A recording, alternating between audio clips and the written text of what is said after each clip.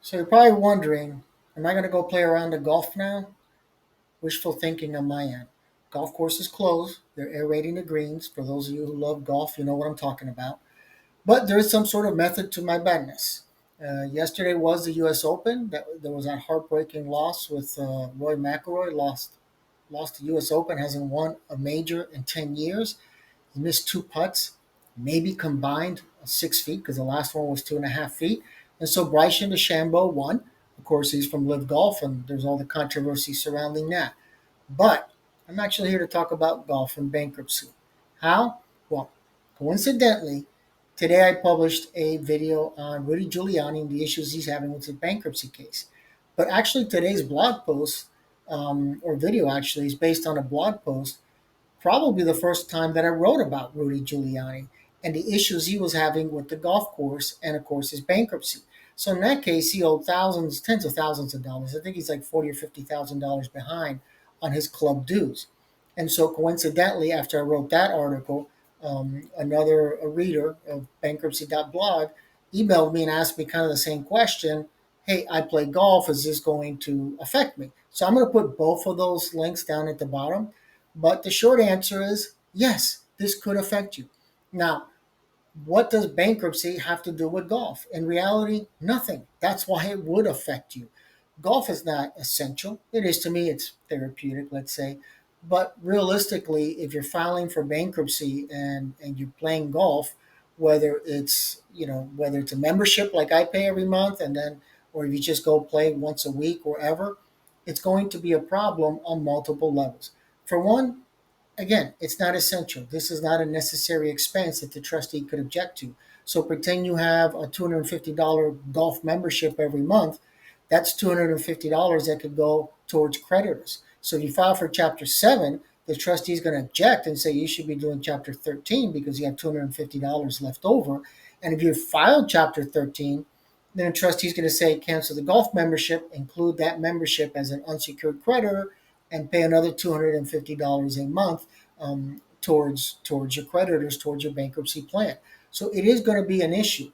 The bigger issue on top of all that is assuming somehow you don't play for a while or somehow the trustee finds out a few months ago you played around the golf, they're going to look at your bankruptcy petition and then they're going to ask you, you play golf, yes? Do you have golf clubs? Did you list that in the bankruptcy petition? These things are expensive, right? Especially mine were custom fitted and all that nonsense. I did the whole PGA experience because, as you can see here, living close to St. Augustine, I've gone to the Players Championship a few times, and I always thought it would be so cool to do the full experience and get fitted for clubs and all that. So I did it. What you pay for that is not a lot, but the clubs are expensive with or without getting measured to your size and your swing style and everything else. So these are used clubs. They're a couple years old, but let's say you go out and buy a new set of clubs. I mean, a driver could cost two, three, four, $500, right? Let's say in total you spend at least 1,000, $1,500 for the full ensemble, right? You got your golf bag, you got your putter, driver, you got the fairway woods, you got all this stuff. This is personal property. And so that might be enough to make, your assets over exempt.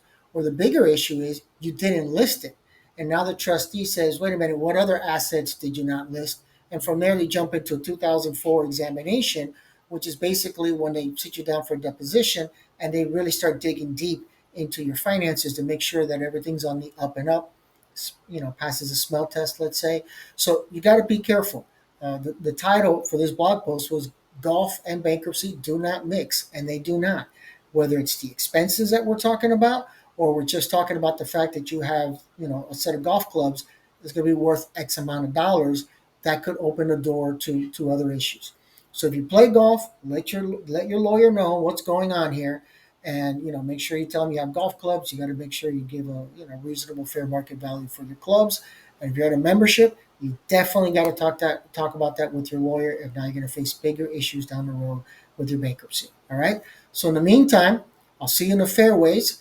Hopefully, right? Keep it in the short grass, and hopefully everything goes well with your bankruptcy case, and you can get down your handicap to a single digits. That was always my dream.